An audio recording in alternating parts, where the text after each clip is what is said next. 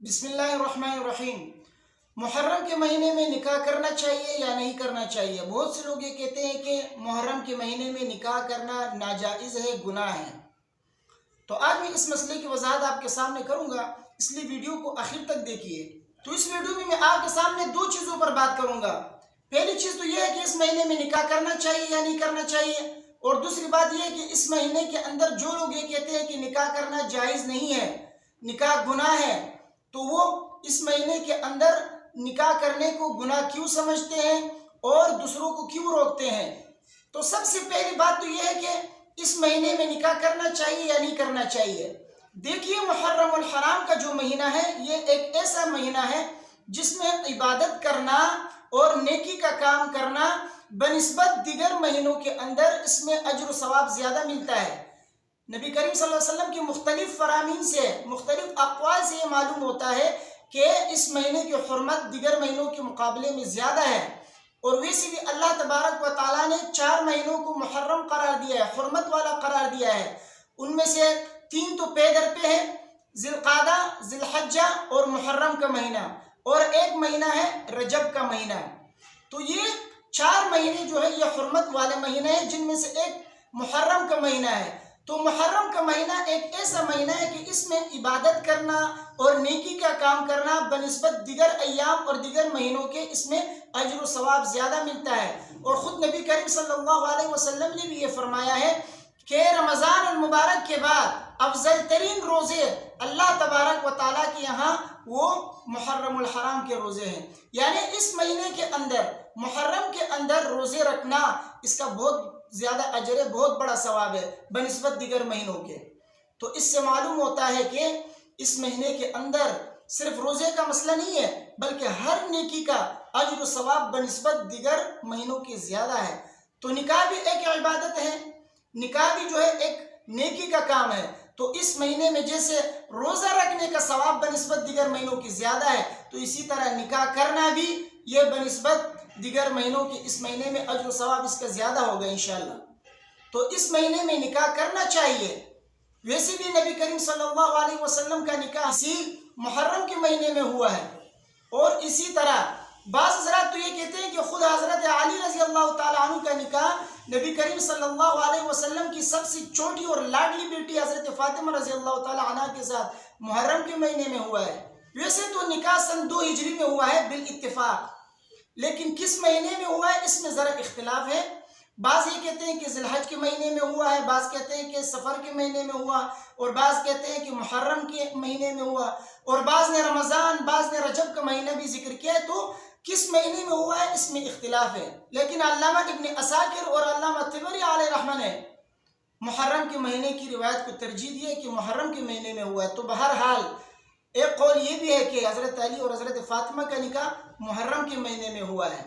تو میرے کہنے کا مطلب یہ ہے کہ محرم کے مہینے میں نکاح کرنا شرعاً جائز ہے، نہ اللہ نے منع کیا ہے، نہ رسول اللہ صلی اللہ علیہ وسلم نے منع کیا ہے۔ کتاب و سنت میں کوئی ممانعت نہیں ہے اس کے اندر۔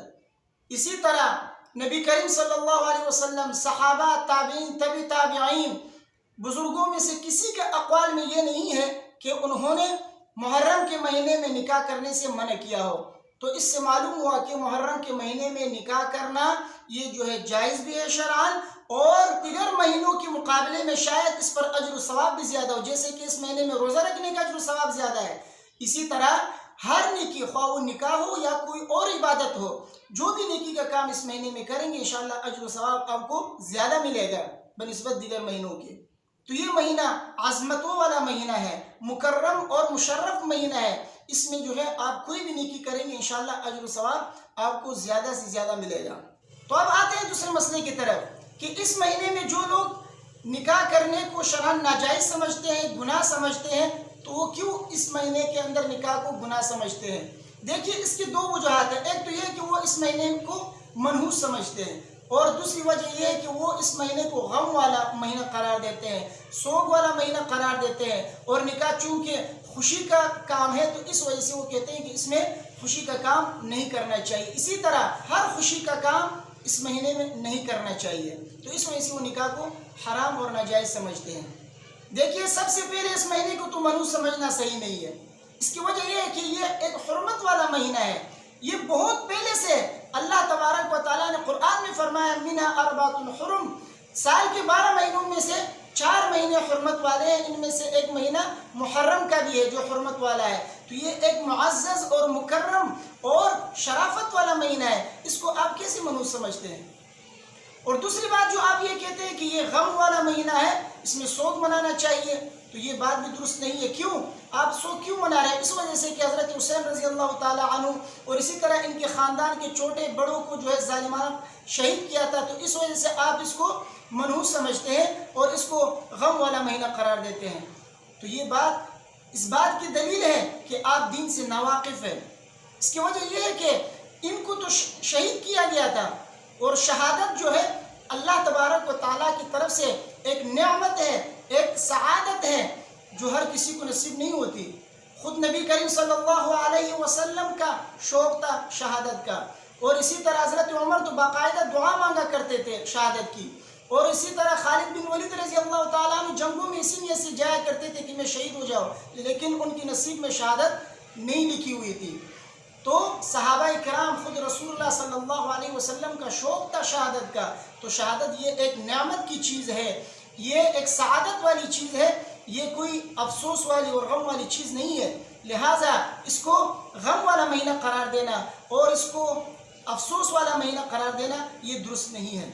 لہٰذا خلاصہ یہ ہے کہ اس مہینے کے اندر نکاح کرنے کو شرعاً ناجائز سمجھنا اور اس طرح ہر خوشی کے کام سے رکنا اور اس میں سوگ منانا یہ جائز نہیں ہے، یہ اہل سنت کے عقیدے کے خلاف ہے، کیونکہ کوئی دن اور کوئی مہینہ ایسا نہیں ہے جس میں کسی صحابی یا کسی عظیم شخصیت یا کسی اللہ والے کی شہادت کا واقعہ پیش نہیں آیا ہو۔ تو کیا پھر آپ تمام دنوں میں اور مہینوں کے اندر بھی آپ اس طرح جو ہے غم اور سوگ مناتے رہیں گے اور شادی بیاہ سے رک جائیں گے؟ یہ بات جو ہے قطعاً درست نہیں ہے، اس لیے اس مہینے کو غم والا قرار دینا یہ جائز نہیں ہے۔ جیسے اور مہینوں کے اندر نکاح کر سکتے ہیں، خوشی منا سکتے ہیں، اسی طرح محرم الحرام کے مہینے میں خوشی منا سکتے ہیں۔ بلکہ علماء یہ کہتے ہیں کہ اس مہینے کے اندر جو شخص اس نیت سے نکاح کرتا ہے کہ یہ جو غلط رسم جو چل پڑا ہے یہ جو ہے ختم ہو جائے، تو اس کو اللہ تبارک و تعالیٰ اجر و ثواب عطا فرمائیں گے کہ وہ اپنے اس عمل سے وہ اس غلط رسم کو توڑ رہا ہے۔ تو لہٰذا اس مہینے کے اندر نکاح کرنا شرعاً جائز ہے، اس میں کوئی قباحت نہیں ہے، نہ اللہ تبارک و تعالیٰ کی طرف سے اس مہینے میں نکاح کرنے سے ممانعت ہے، اور نہ رسول اللہ صلی اللہ علیہ وسلم نے منع کیا ہے، نہ صحابہ کرام، نہ تابعین، تبع تابعین، کسی نے بھی جو ہے اس مہینے میں نکاح سے نہیں روکا ہے۔ لہٰذا نکاح کرنا شرعاً جائز ہے۔ مجھے امید ہے کہ میری باتیں آپ کو سمجھ میں آ گئی ہوں گی۔ اللہ تبارک و تعالیٰ سے دعا ہے کہ اللہ تعالیٰ ہمیں سمجھنے کی اور عمل کرنے کی توفیق عطا فرمائے۔ ویڈیو کو اپنے دوستوں کے ساتھ زیادہ سے زیادہ شیئر کیجیے اور مجھے اپنے دعاؤں میں یاد رکھیے۔ السلام علیکم ورحمۃ اللہ۔